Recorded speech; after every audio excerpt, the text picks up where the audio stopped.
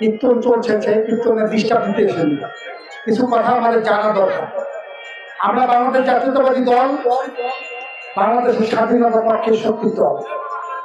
আমাদের যে দলটি সৃষ্টি করেছেন শহীদ প্রেসিডেন্ট জিয়াউর রহমান, যার ঘোষণার মধ্যে দিয়ে বাংলাদেশ স্বাধীন হয়েছিল। বাংলাদেশের স্বাধীনতা এটাকে আমাদের ভুলে গেলে চলবে? আমাদের ভুলে গেলে চলবে না। আমরা বাংলাদেশের স্বাধীনতাকে যেমনিভাবে লালন করি, বিশ্বাস করি, আমরা বাংলাদেশকে ভালোবাসি। আমরা বাংলাদেশের সন্তান। আমি নীলফামারীর সন্তান। আমার বাড়ি ফুলপিসের পাশে আমার বাবা মরহুম অ্যাডভোকেট মাহবুব রহমান। আমার শৈশব কৈশোর যৌবন শেষ করে আজকে আপনাদের মাঝে এসেছি। আমি ধানের শীষে মনোনীত হয়ে এসেছি।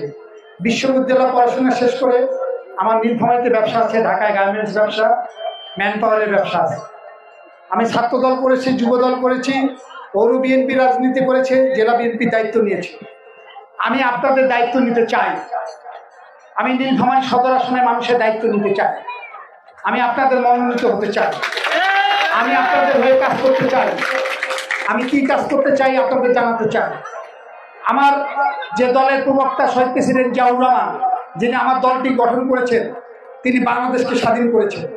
তিনি বাংলাদেশের স্বাধীনতার ঘোষক হিসাবে সারা বাংলাদেশের না, সারা পৃথিবীর মানুষ জানে। আমাদের নেত্রী দেশনেত্রী বেগম খালেদা জিয়া তিনবার ক্ষমতায় ছিলেন। আপনাদের কি কখনো ডিস্টার্ব করেছে? ধানের শীষ কি কখনো আপনাদের ডিস্টার্ব করেছে? ধানের শীষ আপনাদেরই পাশেই রয়েছে। এদের স্বাধীনতার পক্ষের শক্তি আমরা। স্বাধীনতার যুদ্ধে শুধুমাত্র মুসলিমরা যুদ্ধ করেছে তা কিন্তু না, আমাদের সাথে যুদ্ধ করেছেন শরণার্থী বন্যা ভাইরা, হিন্দু, বৌদ্ধ, খ্রিস্টান বা মুসলিম সকলে মিলে ঐক্যবদ্ধভাবে এদেশকে আমরা স্বাধীন করেছি। এদেশের স্বাধীনতায় আপনার রক্ত, আমাদের রক্ত, 30 লক্ষ শহীদের রক্ত, এই বাংলাদেশের স্বাধীনতা যুদ্ধের সবাই আমরা এদেশকে স্বাধীন করেছি। আমরা এইসব কথা ভুলে গেলে চলবে না। আমাদের স্বাধীনতাকে অস্বীকার করলে চলবে না। আমাদের রক্ত দিয়েছি, আমার বাপ চাচা দাদারা যারা রক্ত দিয়েছে দেশকে স্বাধীন করেছে, তাদের কথা ভুলে গেলে চলবে না। আমরা ভুলে যেতে চাই না। আমরা আপনাদের জানাতে এসেছি, 71-এ যারা স্বাধীনতাকে স্বীকার করে নাই, বাংলাদেশকে স্বীকার করে নাই, আমাদের মাতৃভূমিকে স্বীকার করে নাই, তারা কি আমাদের বন্ধু হতে পারে? তারা কখনো আমাদের বন্ধু হতে পারে না। তখন আমাদেরকে ওই বাহিনীর হাতে তুলে দিয়েছে, আমাদের বাসা ঘর দেখাই দিয়েছে। আমরা শহীদ হয়েছি, রক্ত দিয়েছি, বাংলাদেশ স্বাধীন করেছি, বাংলাদেশের সার্বভৌমত্ব ফিরে পেয়েছি। আজকে যে আমরা ধর্মসভা করছি, কীর্তন গাচ্ছি, এটা বাংলাদেশ স্বাধীন হয়েছে বলে আমরা এসব করতে পারছি। না হলে কি আমরা করতে পারতাম? আমরা কি করতে পারতাম এভাবে? স্বাধীন না হলে করতে পারা সম্ভব হতো? স্বাধীনতার ফসল এটা। কিন্তু আজকে একটা বিরোধী চক্র, যারা সে সময় স্বাধীনতাকে বিশ্বাস করেনি, বাংলাদেশকে বিশ্বাস করে না, আপনাদেরকে ভালোবাসে না, আমাদেরকে ভালোবাসে না, সেই চক্র এখন সেদিনও তারা আমাদের বিরোধী পক্ষ হয়ে, বাংলাদেশের বিরোধী পক্ষ হয়ে এই বাংলাদেশের বিরুদ্ধে গেছিল। আজকে তারা কিন্তু আপনাদের বাসায়, আমাদের বাসায় নক করতেছে। তারা আমাদের শত্রু, তারা দেশের শত্রু। তখনও ভালোবাসেনি আমাদেরকে, স্বাধীনতা বিরোধী করেছে, এখনো আমাদেরকে ভালোবাসে না। এখন আমাদের বাসায় এসে তারা ভোট ভিক্ষা প্রার্থনা করছে। আমি সব কথা বলতে এসেছি, আপনাদেরকে সাবধান করতে এসেছি। আমাদেরকে ভুলে যাওয়া যাবে না, স্বাধীনতাকে ভুলে যাওয়া যাবে না। আমরা স্বাধীনতাকে ভুলতে চাই না। আমি আপনাদের ভালোবাসি অন্তর থেকে। আমি আপনাদের বোন, ভাই, এইভাবে আমাদের সম্পর্ক, সম্প্রীতির সম্পর্ক আমরা 54 বছর কেটে দিয়েছি। আমাদের মাঝে এই সম্পর্কের মাঝে এই দুষ্ট চক্র, এই মুনাফিক চক্র যাতে ঢুকতে না পারে, আপনাদেরকে খেয়াল রাখতে হবে। আর আমাদের দল, বাংলাদেশ জাতীয়তাবাদী দল, আপনাদের জন্য কাজ করতে চায়, আপনাদের ভাগ্য পরিবর্তনের জন্য, বাংলাদেশ বিনির্মাণের জন্য কাজ করতে চায়। আপনারা একবার বাংলাদেশ বিনির্মাণের জন্য ধানের শীষকে জয়যুক্ত করুন। আমি কথা দিচ্ছি, আপনাদের প্রতিটি ঘরে ঘরে, আমরা আপনাদের প্রতিটি ঘরে ঘরে একটি ফ্যামিলি কার্ড দিব। যে ফ্যামিলি কার্ডটা দেওয়ার অঙ্গীকার করেছেন আমাদের আগামী রাষ্ট্রপ্রধান, আগামী প্রধানমন্ত্রী, আমাদের আগামী রাষ্ট্রনায়ক, দেশনায়ক তারেক রহমান। আপনাদের মাঝে আমি হ্যান্ডবিল দিয়েছি, 31টি দফা দিয়েছি। এই 31টি দফা, প্রতিটি দফা আপনাদের বাসায় পৌঁছে দেবো, এটা আমার দায়িত্ব। আমি কথা দিচ্ছি, এই ফ্যামিলি কার্ডটা কি আপনাদের জানতে ইচ্ছে করে না? যে আমি যে প্রতিটি ঘরে ঘরে একটা ফ্যামিলি কার্ড দিব, এই ফ্যামিলি কার্ড সম্পর্কে একটি কথা বলবো। আমি আপনাদের সময় বেশি নষ্ট করব না, দীর্ঘক্ষণ ধরে বক্তব্য দিচ্ছি না। আমি আপনাদের ফ্যামিলি কার্ডটা বলছি। এই ফ্যামিলি কার্ডটা যেটা তারেক রহমান দিতে চেয়েছে, একটা পরিবারে একজন চাকরি করলে প্রতি মাসে বেতন পায়, এই বেতন পাওয়ার মতো আপনার পরিবারের, সেটা যত বড় লোক পরিবার হোক আর যত নিম্নবর্ত পরিবার হোক, গরিব পরিবারে হোক, প্রতিটি পরিবারে একটা করে ফ্যামিলি কার্ড থাকবে। সেই ফ্যামিলি কার্ডের মাধ্যমে প্রতি মাসে সে ভাতা পাবে। সে ভাতার পরিমাণ 7,000 টাকা।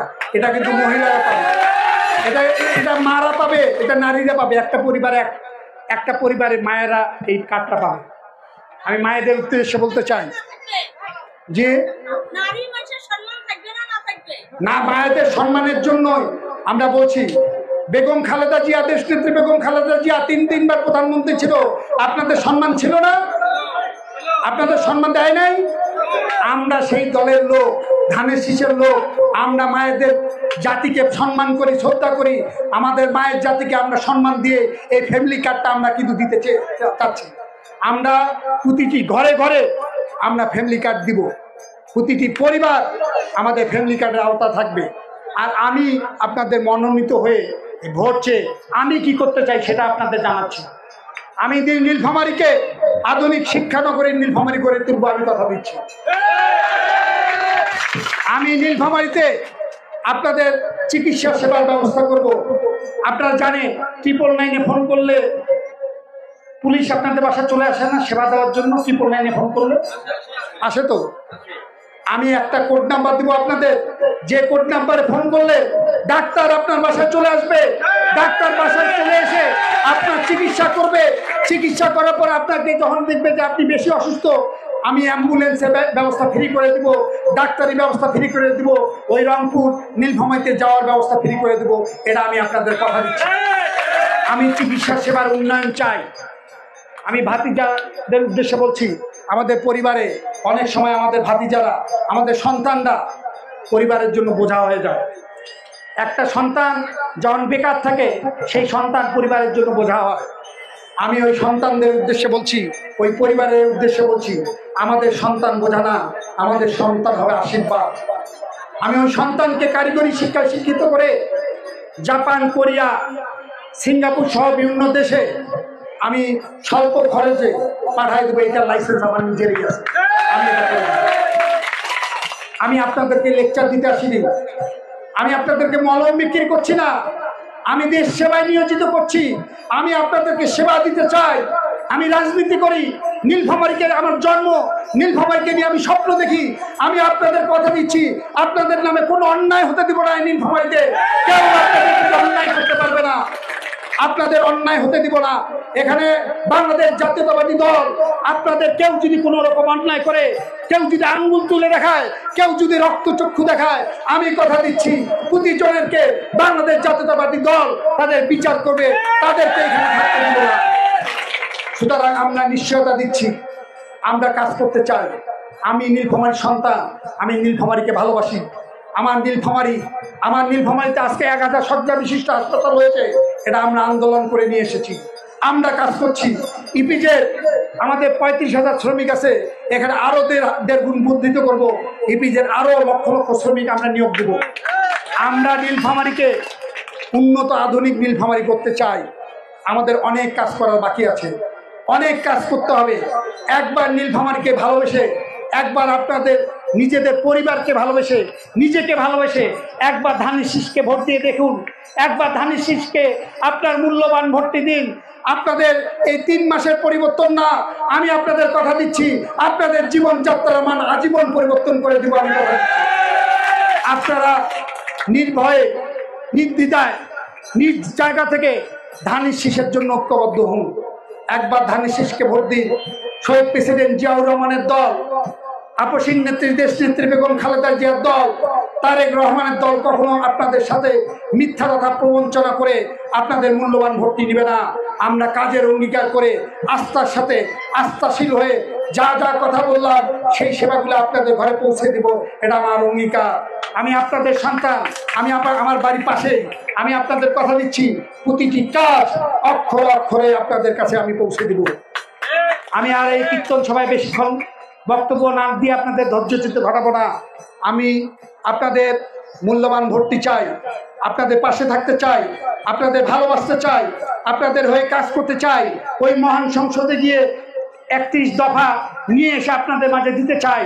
আমাকে আপনারা সুযোগ দিবে এ বলে আপনাদের সকলের দোয়া আছে আমি আমার বক্তব্য শেষ করছি। আপনাদের সুস্বাস্থ্য, মঙ্গল, দীর্ঘায়ু